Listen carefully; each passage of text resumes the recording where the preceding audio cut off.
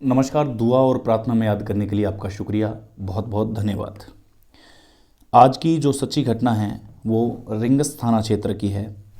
Rings थाना क्षेत्र में हरियाणा निवासी एक पीड़िता वो यहाँ पे खाटू श्याम जी के दर्शन करने के लिए आती है। हरियाणा से खाटू श्याम जी के दर्शन करने के लिए वो जब आती है तब जो आरोपी है मानेसर निवासी विजयपाल नाम है जो बताया जा रहा है। वो विजयपाल को फ़ोन करती हैं कि विजयपाल आप आ जाएं तो हम खाटू श्याम जी के दर्शन कर लें, क्योंकि आप यहाँ के हैं और हम आपको जानते हैं और आप हमारी पहचान वाले हैं। यहाँ पर पीड़िता के साथ उसकी एक बेटी भी थी। विजयपाल आता है गाड़ी लेकर के और बस स्टैंड से उन्हें बोलेरो गाड़ी में बैठा करके अपने साथ एक होटल में स्टे करवाता है। पीड़िता पूछती है कि यहाँ क्या काम है आने का, हम होटल पे क्यों आए हैं। तब बताया जाता है, विजयपाल कहता है कि यहाँ आप नहाइए, फ्रेश होइए, खाना वाना खाइए, इसके बाद में हम खाटू श्याम जी के चलते हैं। इस बात पर पीड़िता है वो अग्री हो जाती है और उस होटल में फ्रेश होने लगती है। खाना आ जाता है। खाना खाने के बाद में विजयपाल उससे कुछ अजीब हरकत करता है। जब अजीब हरकत करता है तब इस पर पीड़िता उसका विरोध करती है, कहती है कि ये ठीक नहीं है। विजयपाल कहता है कि चिंता मत करें, आप यहाँ खाटू श्याम जी के दर्शन करने हर 2-3 महीने में आ जाया करें और अपने पति को तलाक दे के आप यहीं आ जाएं, मैं आपके साथ शादी करने के लिए तैयार हूँ। लेकिन ये बात कहाँ तक सही थी, इस बात का पीड़िता को बिल्कुल नहीं पता था कि आखिर विजयपाल उसके साथ करना क्या चाहता है। वो पहली दफ़ा उसकी शिकार हो जाती है, दूसरी बार फिर शिकार हो जाती है, ऐसा करके वो 4 से 5 बार इस प्रकार से वो शिकार हो जाती है। पीड़िता जब भी उसका विरोध करती तब विजयपाल कहता कि चिंता मत करो, तुम किसी को मत बताओ, बस हमारा चल रहा है, तुम उसको तलाक देके यहाँ मेरे पास आ जाओ, इसके बाद में हम आराम से शादी करेंगे, इसके बाद में हम साथ रहेंगे। अब बात आती है अंतिम चरणों की। जब उसे होटल में लेके जाता है, वो आपको पूरी घटना बताता हूँ। पीड़िता अपने घर से रवाना होती है हरियाणा से और कहती है कि मुझे आज खाटू श्याम जी के दर्शन करने जाना है।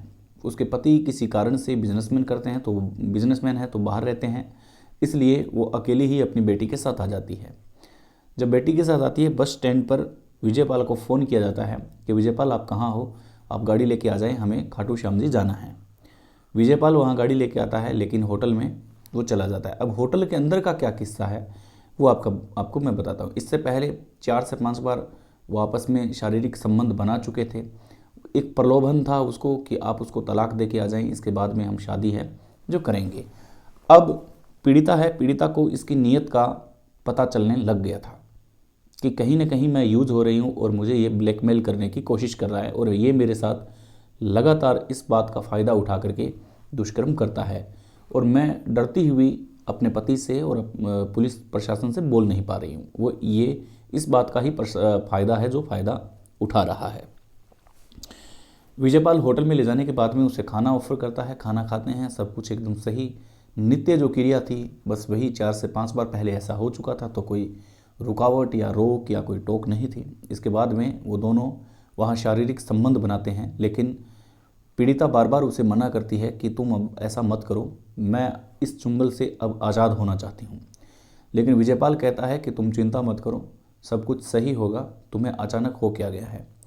इस पर पीड़िता कहती है कि मैं हाथ जोड़ रही हूँ, तुम हर बार मुझे ब्लैकमेल करते हो और हर बार मुझे मेरे मन के विरुद्ध ये काम करवाते हो। मैं बिल्कुल भी ये नहीं चाहती कि तुम मेरे साथ ऐसा करो।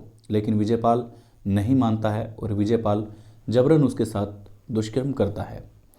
इसके बाद में विजयपाल कहता है कि अगर तुम्हारे आज तेवर मुझे कुछ अलग बंटे हुए लग रहे हैं, अगर तुम्हारे ये तेवर सही नहीं रहे तो हो सकता है कि मैं तुम्हारी ये जो छोटी बेटी है जो तुम साथ लेकर के आती हो, इस बेटी को मैं जान से ख़त्म कर दूँ।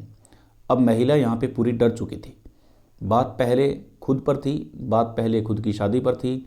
जैसे तैसे वो उसको प्रलोभन देता और वो पीड़ित महिला उसका विरोध भी करती, लेकिन उनका अटैचमेंट होता रहता और वो ब्लैकमेल हो रही थी। लेकिन जब बात बेटी पर आती है तो एक माँ ये सब चीज़ें सहन नहीं कर पाती है। अब वो कहती है, मन में सोचती है कि अब अपने पति को बताना सही रहेगा, वरना एक दिन ऐसा आएगा कि ये इस मासूम को भी जान से ख़त्म कर देगा और फिर मेरे पास कोई चारा नहीं बचेगा। अब वो अपने पति को बताती है, पति के साथ सारी बातें शेयर करती है और कहती है कि मैंने आपसे एक बात छुपाई, मैं डर गई थी इतना कि मेरे साथ पता नहीं क्या होगा, लेकिन विजयपाल ने मेरे साथ खाटू श्याम जी मंदिर में ले जाने के बहाने ये काम किया है और इतनी बार किया है। मैं हर बार उसका विरोध करती रही, लेकिन वो आपको तलाक देने की बात करता रहा और अगर मैं नहीं मानती तो वो कहने लगा कि मैं इस बात को पब्लिकली सारी जगह बता दूंगा। मैं पूरी तरह से डर गई थी, सहम गई थी। अब यहाँ पर पीड़िता को उसके पति का साथ मिल जाता है। उसका पति कहता है कि कोई बात नहीं, तुमने इतनी हिम्मत से मुझे ये बात बताई, ये मेरे लिए बहुत है, ये मेरे लिए काफ़ी है, तुमने इतनी बात अच्छे से मुझे समझाई है, कोई दिक्कत वाली बात नहीं है। हम पुलिस कंप्लेन करते हैं और पुलिस कंप्लेन करके ये पूरी जो वारदात है ये पुलिस को सुनाते हैं। इस पर रिंगस थाना के अंदर एक रिपोर्ट दर्ज की जाती है पीड़िता के द्वारा कि इस प्रकार से मैं हरियाणा से यहाँ खाटू श्याम जी के दर्शन करने आती थी, इस प्रकार से मेरे एक जानकार हैं जिनका नाम विजयपाल है, जो आरोपी है, उनको मैंने बुलाया था और ये तीन से चार बार इस प्रकार का कार्य है जो मेरे साथ कर चुके हैं। जब भी मैं इसका विरोध करती तब ये मुझे अलग अलग प्रलोभन देता और अलग अलग तरीके की धमकियां देकर के मुझे डराता। विजयपाल ने आखिरी हद पार तब कर दी जब उसने मेरी बेटी को मारने का प्रयास किया और ये कहा कि अगर तुमने ये सब बता दिया तो हो सकता है कि तुम्हारी बेटी को मैं जान से मार दूं, इसलिए तुम चुप बैठी रहो। विजयपाल के खिलाफ रिपोर्ट है जो दर्ज करवाई है। आरोपी विजयपाल की जो है पुलिस तलाश कर रही है, इन्वेस्टिगेशन जारी है। इसलिए चाहे कितना भी कोई जानकार हो, अपनों पर भी विश्वास करें तो एक बार नहीं 100 बार सोच के करें, क्योंकि सावचेत रहना, सतर्क रहना ही अपने बस की बात है। इसलिए हम क्राइम को दूर से देखते हैं, लेकिन नज़दीक से देखने पर यह पता चलता है कि कभी कभी अपने ही दुश्मन बन जाते हैं। नमस्कार।